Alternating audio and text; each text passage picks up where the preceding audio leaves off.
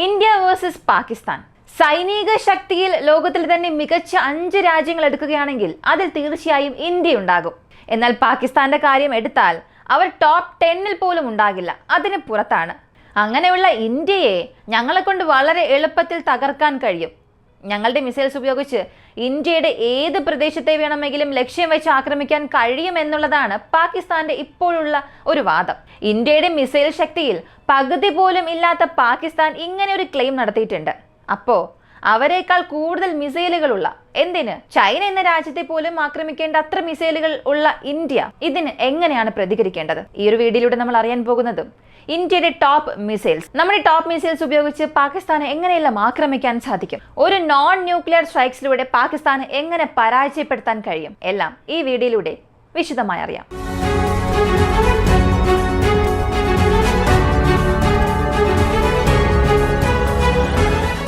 ഇന്ത്യയുടെ മിസൈൽസിനെ സംബന്ധിച്ച് നമ്മുടെ പക്കൽ പല തരത്തിലുള്ള മിസൈലുകളുണ്ട്. ഇപ്പോൾ നമ്മൾ എയർ ലോഞ്ച് മിസൈൽസിനെ കുറിച്ച് അറിയാൻ പോകുന്നില്ല.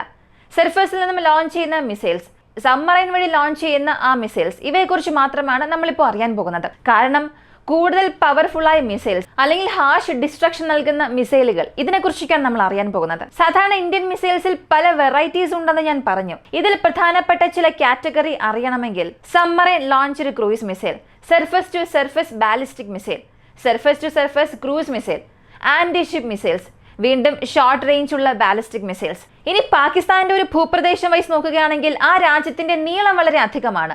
1300 മുതൽ 1400 കിലോമീറ്ററിലധികം നീളമുള്ള ഒരു രാജ്യം. എന്നാൽ ആ രാജ്യത്തിന്റെ വീതി, മുഴുവൻ പാകിസ്ഥാന്റെയും വീതി മാത്രം ഒരു 450 മുതൽ 460 കിലോമീറ്റർ മാത്രമാണ്. ഇറാനോട് ചേർന്ന അതിർത്തി മുതൽ ഇന്ത്യൻ അതിർത്തി വരെ നോക്കിയാൽ പരമാവധി ഏകദേശം 1200 കിലോമീറ്റർ ഉള്ള ഒരു പ്രദേശം. അപ്പോ പാകിസ്ഥാൻ നീളം വൈസ് നോക്കുകയാണെങ്കിൽ ഒരു വലിയ രാജ്യമാണ്, പക്ഷെ ആ രാജ്യത്തിന്റെ വീതി വളരെ കുറവാണ്. ഇന്ത്യയെ സംബന്ധിച്ചിടത്തോളം ഇന്ത്യയുടെ മിസൈൽസിന്റെ പരിധി, മാക്സിമം പരിധി എന്നത് 1000 കിലോമീറ്റർ മുതൽ 8000, 9000 കിലോമീറ്ററും കഴിഞ്ഞുണ്ട്. നമ്മുടെ അഗ്നി സീരീസ് മിസൈൽസ് ഒരു ഉദാഹരണമായി പറയാം. ആദ്യം സർഫസ് ടു സർഫസ് കാറ്റഗറി നോക്കിയാൽ അഗ്നി സീരീസ് മിസൈൽസ് നമുക്ക് അതിലധികം ഉപയോഗിക്കാൻ സാധിക്കും. എന്നാൽ അഗ്നി സീരീസ് മിസൈൽസ് എന്നത് ഈ പാകിസ്ഥാനെ മാത്രം കൗണ്ടർ ചെയ്യാൻ വേണ്ടി നമ്മൾ നിർമ്മിച്ചതല്ല. കാരണം പാകിസ്ഥാനെ കൗണ്ടർ ചെയ്യാൻ അഗ്നി സീരീസിന് പകരം മറ്റു പല മിസൈൽസ് ഉണ്ട്. ആദ്യമുള്ളത് പൃഥ്വി, രണ്ടാമത് ശൗര്യ, അടുത്തത് പ്രളയ് മിസൈൽസ്. ഈ പൃഥ്വി മിസൈൽസിനെ സംബന്ധിച്ച് പൃഥ്വി 1, പൃഥ്വി 2, പൃഥ്വി 3 ഇതിന്റെ മീഡിയം റേഞ്ച്, അതിന്റെ ഷോർട്ടസ്റ്റ് റേഞ്ച് എന്നത് 150 കിലോമീറ്റർ മുതൽ ലേറ്റസ്റ്റ് വേരിയന്റ് ആയിട്ടുള്ള ധനുഷ് മിസൈലിൽ 750 കിലോമീറ്റർ ദൂരപരിധി വരെയുമുണ്ട്. ഇപ്പോൾ അതിർത്തിയോട് ചേർന്ന പ്രദേശത്ത് നിന്നും നമ്മൾ ഈ ലോങ് റേഞ്ച് ഉള്ള മിസൈൽ ലോഞ്ച് ചെയ്യുകയാണെങ്കിൽ അതിനെ കൊണ്ട് ചില മിനിറ്റുകൾക്കുള്ളിൽ തന്നെ പാകിസ്ഥാന്റെ മുഴുവൻ വടക്കൻ പ്രദേശത്തെയും ആക്രമിക്കാൻ സാധിക്കും. ഉദാഹരണത്തിന് പറഞ്ഞാൽ പാകിസ്ഥാന്റെ തലസ്ഥാനത്ത് ഈ മിസൈൽ ചെന്ന് റീച്ച് ആകണം എന്നുണ്ടെങ്കിൽ അതിനെടുക്കുന്ന മാക്സിമം ടൈം വെറും 4 മിനിറ്റ് മാത്രമാണ്. ഈ മിസൈലുകൾക്ക് ആണവശേഷിയുള്ള വാർഹെഡ് എടുത്തുകൊണ്ടു പോകാൻ കഴിയും എന്ന് ഒരു ക്ലെയിം ഉണ്ടെങ്കിലും ഇന്ത്യ ഇത് ന്യൂക്ലിയർ സ്ട്രൈക്കിന് ഉപയോഗിക്കാൻ പോകുന്നില്ല. കാരണം അതിന് മുൻപ് പാകിസ്ഥാന്റെ റഡാർ സ്റ്റേഷൻസിനെ എല്ലാം ആക്രമിക്കാൻ ഈ മിസൈൽസിനെ കൂടുതലായി ഉപയോഗിക്കാനും സാധിക്കും. ഇത് ഇനേർഷ്യൽ നാവിഗേഷൻ സിസ്റ്റം ഉപയോഗിച്ചിട്ടുള്ളത് കൊണ്ട് ഇതിന്റെ കൃത്യതയിലും ചില പ്രശ്നങ്ങളുണ്ട്. പക്ഷെ അതിനെ ഓവർകം ചെയ്യുന്ന രീതിയിൽ ഇതിൽ ഈ ലേസർ ബേസ്ഡ് ഗൈറോസ്കോപ്പ് ഉപയോഗിച്ചിട്ടുണ്ട്. അതുകൊണ്ട് തന്നെ ഇതിന്റെ ആക്യുറസി എന്നത് 6 മുതൽ 8 മീറ്ററിനുള്ളിൽ മാത്രമേ ഉണ്ടാവുകയുള്ളൂ. അടുത്തത് പ്രളയ് മിസൈൽ. ഇതിനെ സംബന്ധിച്ച് ഷോർട്ട് റേഞ്ച് ബാലിസ്റ്റിക് മിസൈൽ, അല്ലെങ്കിൽ 250 മുതൽ 500 കിലോമീറ്റർ റേഞ്ച് ഉള്ള ഒരു മിസൈലായിട്ടാണ് സൃഷ്ടിച്ചിരിക്കുന്നത്. ഇതിന്റെ പ്രധാനപ്പെട്ട ജോലി എന്താണെന്ന് നോക്കിയാൽ ശത്രുക്കളുടെ എയർ ബേസസിനെയും ശത്രുക്കളുടെ റൺവേസിനെയും പൂർണ്ണമായും നശിപ്പിക്കുക. കാരണം അതിന്റെ മുഴുവൻ ഭാരത്തിന്റെയും ഒരു 25-27% സ്ഫോടക വസ്തുക്കൾ ചുമന്നു കൊണ്ടുപോകാൻ സാധിക്കും. ഇപ്പോൾ ആ ഒരു മിസൈലിന്റെ മുഴുവൻ ഭാരം 1 ടൺ ആണെന്ന് ചിന്തിക്കുക. അതിൽ ഏകദേശം 250 കിലോയിലധികം സ്ഫോടക വസ്തുക്കൾ മാത്രം കൊണ്ടുപോയി ഒരു അറ്റാക്ക് നടത്താൻ സാധിക്കും. ഇങ്ങനെ കൂടുതൽ സ്ഫോടക വസ്തുക്കൾ എടുത്തുകൊണ്ടു പോകുന്നത് കൊണ്ട് എവിടെയാണോ അതൊരു ഇമ്പാക്റ്റ് സൃഷ്ടിക്കുന്നത് അവിടെ 2 മീറ്റർ വലിപ്പമുള്ള ഒരു വലിയ ഗർത്തം തന്നെ ഉണ്ടാകും. പാകിസ്ഥാന്റെ വ്യോമതാവളങ്ങളെ ന്യൂട്രലൈസ് ചെയ്യുന്നതിനും ഈ പാകിസ്ഥാന്റെ കമാൻഡ് സെന്റേഴ്സിനെ ആക്രമിക്കുന്നതിനും ഇന്ത്യയുടെ പക്കൽ നമ്മുടെ രാജ്യത്ത് നിർമ്മിച്ച മിസൈലുകളിൽ ഇതിനൊരു പ്രധാന സ്ഥാനം തന്നെയുണ്ട്. അപ്പോൾ സർഫസ് ടു സർഫസ് മിസൈൽ കാറ്റഗറിയിൽ പാകിസ്ഥാനെതിരെ ഇന്ത്യ ഉപയോഗിക്കുന്ന വളരെ പ്രധാനപ്പെട്ട ഒരു മിസൈൽ തന്നെയായിരിക്കും ഇത്. അടുത്തത് ലാൻഡ് അറ്റാക്ക് മിസൈൽ. ഇത് ക്രൂയിസ് മിസൈൽ കാറ്റഗറിയിലായിരിക്കും വരുന്നത്. ഇതിനു മുൻപ് നമ്മൾ അറിഞ്ഞതെല്ലാം ബാലിസ്റ്റിക് ട്രജക്ടറി ഫോളോ ചെയ്യുന്നതാണ്. ഇതൊക്കെ ഷോർട്ട് റേഞ്ച്, മീഡിയം റേഞ്ച്, ആ ഒരു റേഞ്ചിൽ മാത്രമേ വരികയുള്ളൂ. അടുത്ത് നമ്മൾ അറിയാൻ പോകുന്നത് ക്രൂയിസ് മിസൈൽസ് കാറ്റഗറിയാണ്. ഇന്ത്യയെ സംബന്ധിച്ച് നമ്മൾ ആഭ്യന്തരമായി നിർമ്മിച്ച 2 പ്രധാനപ്പെട്ട ക്രൂയിസ് മിസൈൽസ് ഉണ്ട്. സത്യത്തിൽ ബ്രഹ്മോസ് എന്നത് ഈ ഒരു കാറ്റഗറിയിലും വരും, ആന്റി ഷിപ്പ് കാറ്റഗറിയിലും വരും. കാരണം ബ്രഹ്മോസിന്റെ ലാൻഡ് അറ്റാക്ക് വേരിയന്റ് അതും നമ്മുടെ സേനയിലുണ്ട്. ഇത് അവരുടെ കപ്പലുകൾക്കെതിരെ മാത്രം അല്ല, നമ്മെക്കൊണ്ട് പാകിസ്ഥാനെതിരെയുള്ള ലാൻഡ് അറ്റാക്കിനും ഇതിനെ ഉപയോഗിക്കാൻ സാധിക്കും. ഇതിനകം കുറച്ച് ദിവസങ്ങൾക്ക് മുൻപ് പോലും നമ്മുടെ ബ്രഹ്മോസ് മിസൈൽ അപകടകരമായി ഫയർ ആവുകയും അത് പാകിസ്ഥാന്റെ എയർ സ്പേസിനുള്ളിലേക്ക് പോയ കഥയൊക്കെയുണ്ട്. അപ്പോൾ ഇന്ത്യയുടെ ഈ land attack missiles, cruise missiles കാറ്റഗറിയെ സംബന്ധിച്ച് 2 പ്രധാനപ്പെട്ട മിസൈൽസ് ഉണ്ട്. ബ്രഹ്മോസ് ലാൻഡ് അറ്റാക്ക് വേരിയന്റ്, മറ്റൊന്ന് നിർഭയ ക്രൂയിസ് മിസൈൽ. ഇതിൽ ബ്രഹ്മോസിനെ സംബന്ധിച്ച് എല്ലാവർക്കും അറിയാവുന്ന ഒരു ടോപ്പിക്കാണ്. റഷ്യയും ഇന്ത്യയും ചേർന്ന് നിർമ്മിച്ചതാണ്. ശബ്ദത്തിന്റെ വേഗതയേക്കാൾ 3 മടങ്ങ് വേഗതയിൽ പോകാൻ കഴിയുന്ന ഒരു ക്രൂയിസ് മിസൈൽ. പാകിസ്ഥാനെതിരെയുള്ള ഇന്ത്യയുടെ ഒരു റിയൽ ഗെയിം ചേഞ്ചർ ഒരു പക്ഷേ ഇതായിരിക്കാം. കാരണം ഇപ്പോഴത്തേക്ക് നിലവിൽ പാകിസ്ഥാന്റെ സബ്മറൈനിലുള്ള ഏതൊരു എയർ ഡിഫൻസ് സിസ്റ്റത്തെ കൊണ്ടും ഈ ഒരു മിസൈലിനെ തടയാൻ സാധിക്കില്ല, അല്ലെങ്കിൽ ഇതിനെ ന്യൂട്രലൈസ് ചെയ്യാനും സാധിക്കില്ല. ഇതിന്റെ ശബ്ദം മാത്രമല്ല ഇതിന് നേട്ടമായിട്ടുള്ളത്, ഇതിന്റെ മെനുവർ ചെയ്യുന്ന ആ ഒരു കപ്പാസിറ്റി. ഇതിൽ ഉപയോഗിച്ചിട്ടുള്ള റാം ജെറ്റ് ഏരിയൽ മെനുവേഴ്സ് ചെയ്യുന്നതിൽ കൂടുതൽ കഴിവ് പ്രകടിപ്പിച്ചിട്ടുള്ളതാണ്. സത്യത്തിൽ അത് ഈ ഒരു മിസൈലിന് ഒരു അപ്പർ ഹാൻഡ് തന്നെയാണ്. അതും ഇത് ടാർഗറ്റിനെ നോക്കി പോകുന്ന അതിന്റെ അവസാന ഘട്ടത്തിൽ ആ ഒരു ടെർമിനൽ ഫേസിൽ കൃത്യം ഇതൊരു എസ് മെനുവർ ചെയ്യും. അങ്ങനെ ഈ ടാർഗറ്റ് മെനുവർ ചെയ്തുകൊണ്ടിരിക്കുന്ന സമയത്ത് ലാൻഡ് ബേസ്ഡ് ഇന്റർസെപ്റ്റാർ മിസൈൽ ഫയർ ചെയ്യുന്ന ആ ഒരു സിസ്റ്റത്തിന് ഇതിന്റെ പാത ട്രാക്ക് ചെയ്യുന്നതിൽ ഒരു ബുദ്ധിമുട്ടുണ്ടാകും. അങ്ങനെ ബുദ്ധിമുട്ടുണ്ടാകുമ്പോൾ അകത്തേക്ക് വരുന്ന ആ ഒരു മിസൈലിനെ ഇവരെ കൊണ്ട് കൃത്യമായി എൻഗേജ്മെന്റ് പോയിന്റ് ഫിക്സ് ചെയ്യാൻ സാധിക്കില്ല. ഇങ്ങനെ ഫിക്സ് ചെയ്യാൻ സാധിച്ചില്ലെങ്കിൽ അകത്തേക്ക് വരുന്ന ആ ഒരു മിസൈലിനെ ഇന്റർസെപ്റ്റർ മിസ് ചെയ്യും. ഇങ്ങനെയുള്ള ബ്രഹ്മോസ് മിസൈലിനെ എല്ലാം കൂടുതലായും ഹൈ വാല്യൂ ടാർഗറ്റ്സിന് വേണ്ടിയാണ് ഇന്ത്യ ഉപയോഗിക്കുന്നത്. കാരണം ഇതിന്റെ ഡിസ്ട്രക്ഷൻ റേറ്റ് അത്രത്തോളം വലുതൊന്നും അല്ല. ഒരു പ്രത്യേക ടാർഗറ്റിനെ, ഒരു ബിൽഡിങ്ങിനെ ആക്രമിക്കണം, അല്ലെങ്കിൽ പ്രധാനപ്പെട്ട ചില ആർമി പേഴ്സൺസ് ഉണ്ട്, ഒരു പ്രധാനപ്പെട്ട മീറ്റിംഗ് നടക്കുകയാണ്, അങ്ങനെയുള്ള ടാർഗറ്റഡ് സ്ട്രൈക്കിന് വേണ്ടി മാത്രമാണ് ഈ ബ്രഹ്മോസിന് ഉപയോഗിക്കാൻ കഴിയുക. ഇതിൽ ന്യൂക്ലിയർ വേരിയന്റ് ഉണ്ട്, എന്നാൽ നമ്മുടെ ഇന്ത്യ അത് ഇതുവരെയും തയ്യാറാക്കി അവസാനിപ്പിച്ചിട്ടില്ല. അപ്പോൾ ഈ നോൺ ന്യൂക്ലിയർ വേരിയന്റിനെ ടാർഗറ്റഡ് കില്ലിങ്ങിനും ടാർഗറ്റഡ് സ്ട്രൈക്കിനും കൂടുതൽ വാല്യൂ ഉള്ള ടാർഗറ്റ്സിനെ ആക്രമിക്കുന്നതിനും ഈ ഒരു മിസൈൽ നമുക്ക് വളരെ ഉപകാരപ്രദമാണ്. കൂടാതെ ഈ പ്രളയ് മിസൈൽസ്, ബ്രഹ്മോസ് മിസൈൽസ് ഇതതിന്റെ ഫ്ലൈറ്റ് പാത്തിൽ പോവുകയാണെങ്കിൽ മാക്സിമം അതതിന്റെ ടാർഗറ്റിനെ റീച്ച് ചെയ്യാൻ എടുക്കുന്ന സമയം, അതും ഈ പാകിസ്ഥാന്റെ വിഡ്ത്ത് അനുസരിച്ച് നോക്കിയാൽ ടാർഗറ്റിനെ റീച്ച് ചെയ്യുന്നതിന് വെറും 140 സെക്കൻഡ് മാത്രം മതി. ഈ 140 സെക്കൻഡ് എന്ന് പറയുമ്പോൾ ഏകദേശം ഒരു 2.5 മിനിറ്റ്. ഈ 2.5 മിനിറ്റിൽ പാകിസ്ഥാന്റെ എയർ ഡിഫൻസ് സിസ്റ്റം എത്ര തന്നെ വേഗത്തിൽ റിയാക്ട് ചെയ്താലും, എത്ര വേഗത്തിൽ അവരുടെ പക്കലുള്ള ഇന്റർസെപ്റ്റർ മിസൈൽസിനെ ഫയർ ചെയ്താലും ശരി, ഇതതിന്റെ ടെർമിനൽ ഫേസിൽ അതിന്റെ പാത മാറ്റി വരുന്നത് കൊണ്ട് അവരെ കൊണ്ട് ഇന്റർസെപ്റ്റ് ചെയ്യാൻ സാധിക്കില്ല. അതും ബ്രഹ്മോസ് മിസൈലിന് ഒരു കണക്കുണ്ട്. ഒരു കപ്പലിനെ നോക്കി, ഒരു ടാർഗറ്റിനെ നോക്കി നിങ്ങളൊരു 3 ബ്രഹ്മോസ് മിസൈലിനെ ഫയർ ചെയ്യുകയാണെങ്കിൽ അതിന്റെ ഹിറ്റിംഗ് റേഷ്യോ എന്നത് 100%-ലും അധികമാണ്. അപ്പോൾ 3 മിസൈൽസ് നിങ്ങൾ ടാർഗറ്റ് ചെയ്ത് ഫയർ ചെയ്താൽ അത് തീർച്ചയായും അതിന്റെ ഇമ്പാക്റ്റ് അവിടെ സൃഷ്ടിക്കും. ഇപ്പോൾ ഇത് ശബ്ദത്തിന്റെ വേഗതയേക്കാൾ അധിക വേഗതയിൽ പോകുന്നുണ്ട്. ഇത് വേഗതയെ ഉപയോഗിച്ച് അതിന്റെ പവർ കാണിക്കുന്നുവെന്നുണ്ടെങ്കിൽ നമ്മുടെ പക്കലുള്ള നിർഭയ ക്രൂയിസ് മിസൈൽ ഇത് ശബ്ദം ഒട്ടും തന്നെ ഇല്ലാതെ പോയി ആക്രമിക്കാൻ കഴിവുള്ളതാണ്. ഇതിന്റെ മാക്സിമം റേഞ്ച് 1500 കിലോമീറ്ററിലും അധികമാണ്. എന്നാൽ ഇപ്പോഴാണ് അത് ഡെവലപ്പിംഗ് സ്റ്റേജിലുള്ളത്.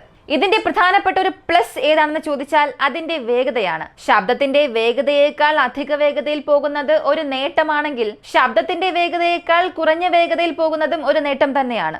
അത് ഈ മിസൈലിന്റെ ഒരു നേട്ടമാണ്. ഇതിന്റെ കോസ്റ്റ് വളരെ വളരെ കുറവാണ്. ഒരു ബ്രഹ്മോസ് മിസൈൽ തയ്യാറാക്കുന്ന കോസ്റ്റ് ഉപയോഗിച്ച് നമുക്ക് 5 ക്രൂയിസ് മിസൈൽസ് ഉൽപ്പാദിപ്പിക്കാൻ സാധിക്കും. അപ്പോൾ ആദ്യത്തെ കാര്യം, ഈ ബ്രഹ്മോസിനെക്കാട്ടിലും കോസ്റ്റ് ഇതിന് കുറവാണ്. ഇനി ഇവിടെ ക്വാളിറ്റി ഓവർ ക്വാണ്ടിറ്റി എന്നതും കാണിക്കാൻ സാധിക്കും. അപ്പോൾ ക്വാളിറ്റി ഓവർ ക്വാണ്ടിറ്റി എന്നത് നമുക്കിവിടെ കൊണ്ടുവരാൻ കഴിയും. അങ്ങനെയാണെങ്കിൽ ഈ ഒരു മിസൈലിന് ക്വാളിറ്റി ഇല്ലേ? ബ്രഹ്മോസ് മിസൈൽ നൽകുന്ന ഈ ഒരു ഇമ്പാക്റ്റ് ഇതിനെ കൊണ്ട് നൽകാൻ കഴിയില്ലേ എന്ന് ചോദിച്ചാൽ, ബ്രഹ്മോസ് എങ്ങനെയാണോ ടാർഗറ്റഡ് കില്ലിങ്ങിനും പ്രിസിഷൻ സ്ട്രൈക്കിങ്ങിനും പ്രധാനപ്പെട്ട ഒരു മിസൈലായി മാറുന്നത്, അതുപോലെ നിർഭയ ക്രൂയിസ് മിസൈൽ എന്നത് ഹെവി ഡിസ്ട്രക്ഷൻ ഉണ്ടാക്കുന്നതിന് വേണ്ടിയാണ്. ബങ്കേഴ്സിനെ ആക്രമിക്കുന്നതിന് വേണ്ടിയും ഫോർട്ടിഫൈഡ് സ്ട്രക്ചേഴ്സ്, ഹെവി കോൺക്രീറ്റ് നടുവിലുള്ള സ്ട്രക്ചേഴ്സിനെ ആക്രമിക്കുന്നതിനും ഈ ഒരു മിസൈൽ നമുക്ക് കൊണ്ട് ഉപയോഗിക്കാൻ സാധിക്കും. കാരണം ഇതിന്റെ RCS ബ്രഹ്മോസിനേക്കാളും വളരെ കുറവാണ്.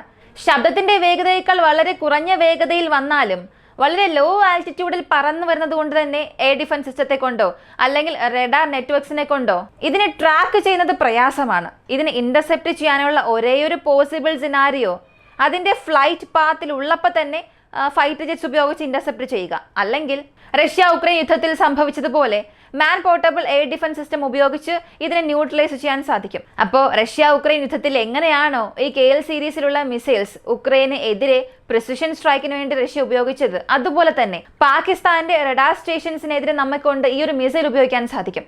അടുത്തറിയാൻ പോകുന്നത് സബ്മറൈൻ ലോഞ്ച്ഡ് ബാലിസ്റ്റിക് മിസൈൽസ് അല്ലെങ്കിൽ submarine launched cruise missiles. Submarine launched cruise മിസൈൽസിനെ സംബന്ധിച്ച് നമ്മുടെ പക്കൽ 4 ഫാമിലീസ് ഉണ്ട്. ഒന്നാമത്തേത് K-15, അടുത്ത് K-4, K-5, K-6. ഇവയിൽ ഈ K-15 ആണ് പാകിസ്ഥാനെതിരെയുള്ള സ്ട്രൈക്സിനെ നമ്മൾ കൂടുതലായും ഉപയോഗിക്കുന്നത്. കാരണം അതിന്റെ റേഞ്ച് 750 കിലോമീറ്ററിലും അധികമാണ്. അടുത്തത് K-4 മിസൈൽസ്.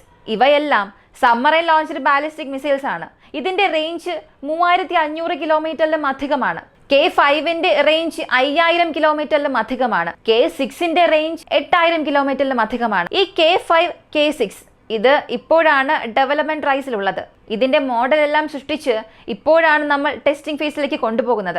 അത് ഇതുവരെയും സർവീസിലേക്ക് വന്നിട്ടില്ല. ഇത് ഏത് ഫേസിലാണ് ഇപ്പോൾ ഉള്ളത് എന്ന് പോലും അറിയില്ല. ടെസ്റ്റിംഗ് ഫേസസ് ആരംഭിച്ചത് കൊണ്ട് ഒരു കമ്പാരിസന് വേണ്ടി മാത്രം ഞാനിത് പറഞ്ഞതാണ്. അപ്പോൾ ഇതിന് മുൻപുള്ള ഈ K-15, K-4 തീർച്ചയായും ഇവ രണ്ടും നമുക്ക് പാകിസ്ഥാനെ നേരിടാൻ മതിയാകും. ഇതിന്റെ ആക്ച്വൽ റേഞ്ച് എത്രയാണെന്ന് അറിയണ്ടേ? മുഴുവൻ പാകിസ്ഥാനെയും അതിന്റെ ടാർഗറ്റഡ് റേഞ്ചിനുള്ളിലേക്ക് കൊണ്ടുവരാൻ കഴിയും. ഇപ്പൊ